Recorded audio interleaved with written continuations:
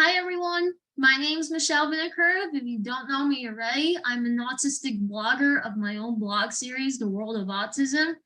What I've been doing, I have, besides creating blog stories of stories that are like educational to my own personal experiences with autism, I have also been bringing on, I've had my own podcast guest series for a little over a year now, and I've had over 40 guests that have been on, and I've had from new guests to even have guests that return to share an important topic with our community. And that is what's happening right now. So what we're doing is that we have a guest who's actually returning on to share an important topic with our community today. And his name is Martin. You may know Martin as an autistic self-advocate, and he's also an author of a book called Chatterbox, My Life with Autism, which was published by him and his mom. I'm going to show you guys right now about it. A little blurry, but yeah, Chatterbox, My Life with Autism. So I have here today Martin. How you doing, Martin? Doing well. Thanks for having me back on. I'm so glad you returned on and everything. I'm so excited about the topic that you shared with me that you want to be able to talk about with the community today. And I know, correct me if I'm wrong, you also work as a behavior specialist, correct? Correct. All right. So that's where I kind of felt like there's a connection with the topic a bit. So I want to talk about why you feel like self-regulation is an important goal to add on to students' IEPs. Right, definitely. So I'd like to start off with what self-regulation means. And so it means the ability to understand and manage, like your own behaviors and reactions to feelings and with whatever's happening around you. And so I feel adding that into IEPs can make things easier for themselves, their teachers, and even the parents. Now you're probably thinking, why, but think about it. When you're adding something like this, we could find the way to cope with stress at school. And when it comes up, like, during tests or classrooms or even during recess, it could also be utilized for after school, definitely. So from the last time when I was on, I don't know if you remember, but when I talked about the kids coming home from school and then there's that whole little Mentos and Diet Coke kind of like anxiety. But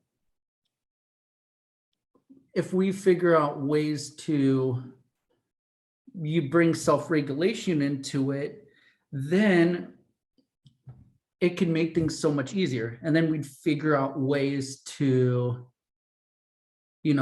bring the stress down during school exams or like different things like that. Now, one thing or some ways to self-regulate would be like coloring or drawing, listening to music, stuff like that.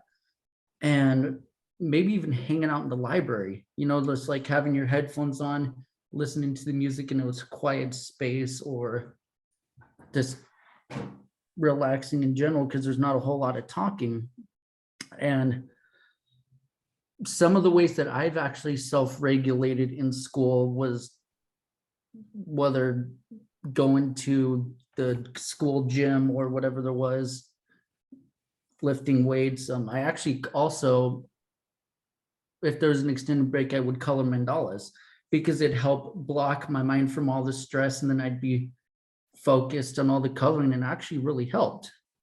Now, one thing that my mom did in middle school, or when I was in middle school, is we actually met with one of the teachers and we set up a classroom or one of the classrooms during lunchtime.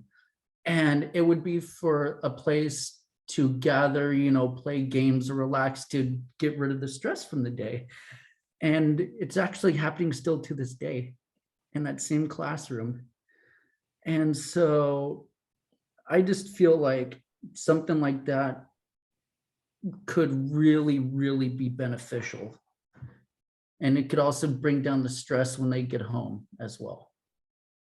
I couldn't agree with you more right there, Martin. I feel like that when it comes to with teaching self-regulation, we need to teach to a lot, especially with students with disabilities, as we know that, unfortunately, we know that there's been an increase of where we have students with disabilities also having like co-occurring conditions such as like a mental illness, and this Mhm. because of not teaching with self-regulation skills and coping skills.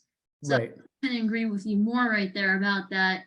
And also the fact of some specific ways of in which to add that into an IEP, such as, for example, teaching, let's say, teaching Tommy to ask for a break in a sensory space in the classroom. That's Exactly. that we need to, all these little, like, even just a communication skill, it kind of all connects if you really think about it. So by teaching that kind of skill, not only you're increasing like communication and social skills, you also reduce with stress and anxiety that's on the individual themselves. So I really, that's awesome, Martin, about that. And I'm glad you shared this topic with our community. Thank you. Thank you. Absolutely. And if anybody wants to, we make sure you follow Martin on Facebook, Instagram, you name it. And also make sure that you follow me as Exceptional Shell. You can find me at Self Advocate MV. You follow me on Instagram, Facebook, Twitter, and Pinterest, TikTok, you name it. Also make sure to follow my blog, The World of Autism. Thanks. Thank you. Thank Bye. you.